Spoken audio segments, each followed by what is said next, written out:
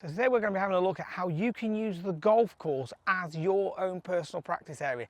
Today I'm going to be out here playing worst ball and see what benefits this can bring to your game and how this can help you lower your score and also bring some pressure into your practice sessions.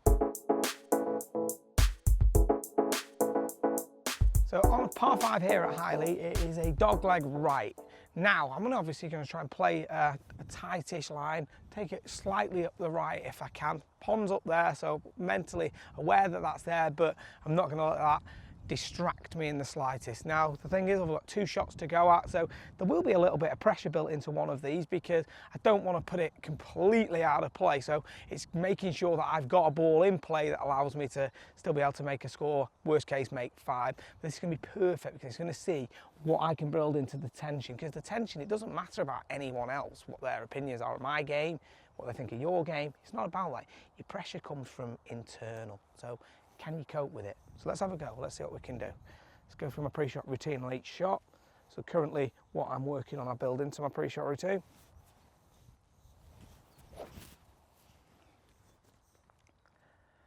So picking out the where I want the ball to start, and then just going to have a go at the shot.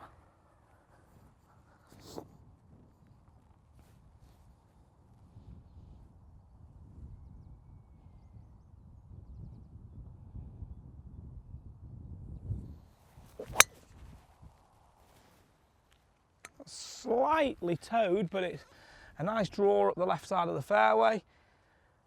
That's the worst one. I'll take that all day long. Can we repeat that? Because that's what it's all about. Bit of pressure coming into it. Or is it? Can I just go through that routine?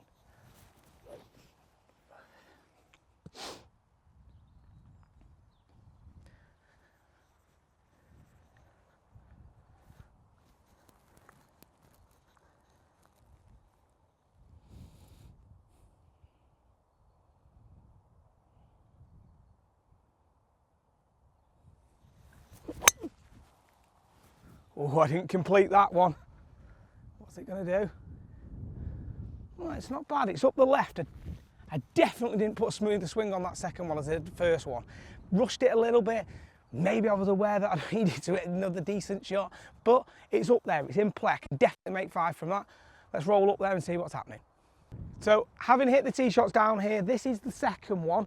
Now, one thing that I feel I'm pretty good at now is that I've got a way of being able to get the ball in play. I'm not saying that I drive the ball brilliantly, but it's one of the strengths of my game is I do hit a lot of fairway. So although I didn't feel like I made as good a swing on that, it's not offline, it's just ran out of fairway, but it's short of the other one. The other one's right the way up here.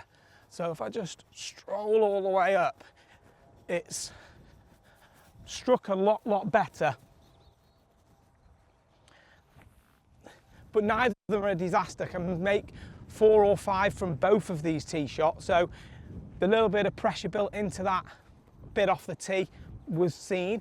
We've got 200 yard markers over here. So I've got the pins near the front. It's going to be playing around 225, 230. Having a look at this line, I'm going to assess which shot I'm going to play in a moment. But having a look at it here, we've got that water hazard to the right over here, which was key off the tee because that could distract you. Wind's coming down a little bit more off the right hand side here, so for me just to hit my standard shot, which is straight or a tiny little draw, it was always going to move away from the water hazard.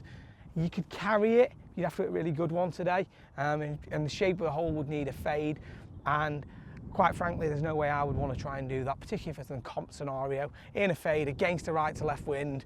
I'd rather be a bit more back here, having a slightly longer iron in, guaranteeing that the ball's still in play. You know, that's only going to give me a mid iron in if I happen to make it over the corner, but it's such a risk and reward under a comp scenario when you want to make a score. It's not advisable. So having a look at this right here, this is either going to be 2 iron or 3 wood. Let's just sit them both down and let's see which one it feels like sits a little better to it.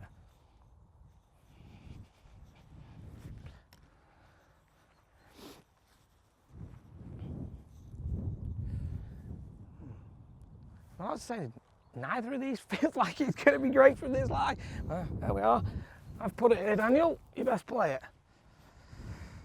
I Feel like I'm just going to hit like a 3/4, nudge a 3-wood up there. Feel like the 2-iron, I've got this slope where it's below my feet, but I'm sort of on the crest going on the other side. It's that weird sort of lie where you feel like you're stood on the top of a little mound, but the ball's on the other side of it. So I'm going to try and play like a little sort of choppy cut fade. It might get up on the green, but it's really just about getting it up near that apron because I don't feel really super comfortable with the lie. So let's see what we can get from here.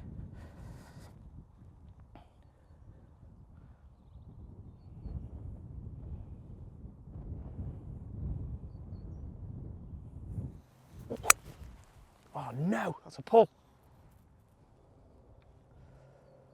Clip the trees up near the green to give me a pitch shot. Well, this is now a free go. See if we can actually play the shot I would like to have played. Never mind, that's what the game's all about.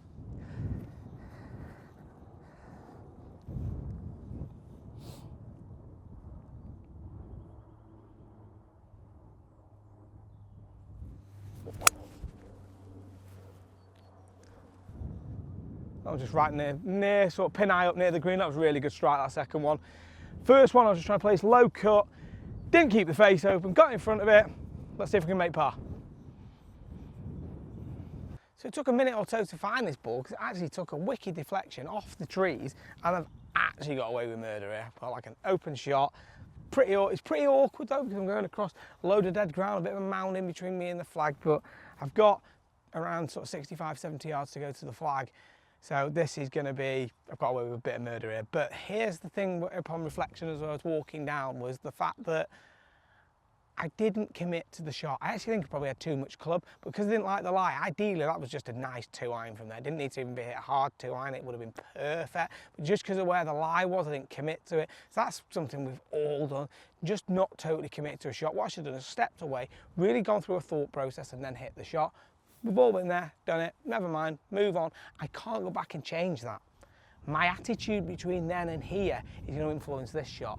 This is what worst ball's all about. It's testing that sort of perseverance, resilience, all those things that the great players have.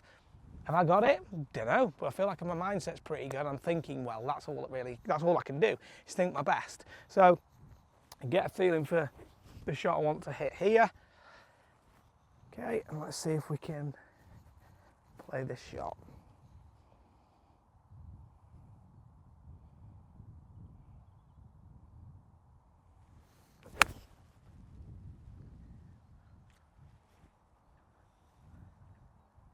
That one's safely on the green. It's about 20 feet maybe.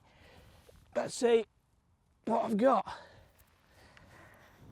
And usually on a wedge, you have to hit 2 of them. So let's make sure I've got the same feel, technique-wise.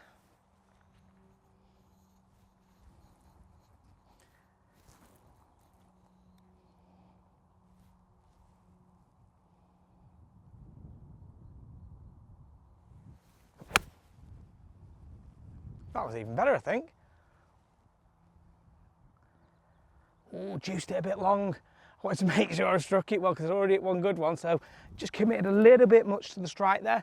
But it's in 2-putt range, and it looks like my worst ball, hopefully, fingers crossed, is going to end up being a par, but let's have a look at it. So here is where the good shot with the 3-wood was. It's actually pitched right here, so it's pitched just past the flag. Probably was too much club, it would have gone through the green because it's definitely want to stop that quickly on the green. But nice easy little chip shot there. Definitely fancy my chances of making birdie with that. Now, here's 2 pitch shots. First pitch shot I hit, was delighted with it. You know, it's finished in a really good position right here. It's giving me the opportunity to get that ball in the hole for a birdie. What I'm going to do is actually leave this one here because you don't worst ball it on the greens. It's all about up to there. If you really struggle with your putting and pace control, you can do that. Let's see if we can actually make a birdie with that one in a minute. This one I actually struck better than the first one, but I just committed to the strike a touch more, so it popped a bit longer. What's this? Probably 6, 7 yards longer than the other ones. My distance control might be something I need to work on in practice, is working out distance control or just controlling the pacing. Now, can we make par? That's what it's got to be about.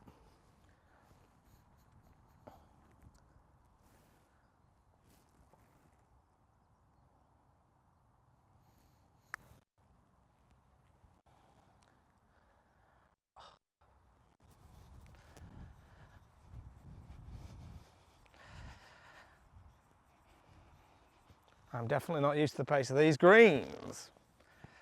Oh, those dreaders. I'm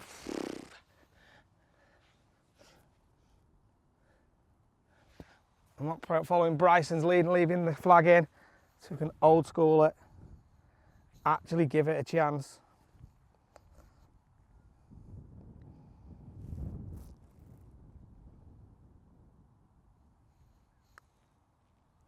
Oh, no, thought I was going to go in.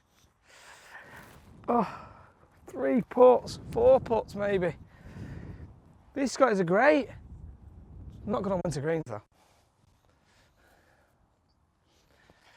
Would have made 4 with this one. Let's have a quick look. There's no pressure, probably hold it now.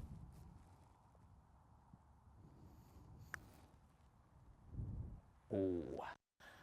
Guys, loads of stuff to take out of this in terms of playing worse ball. My putt there I thought was going to be a bit quicker down the hill. Didn't factor in the greens, still a bit slow to be really honest. I'm not concerned about that being the slightest, you know. I think I'm really, really strong at my putting, so I'm not in the slightest little bit concerned because it's winter conditions.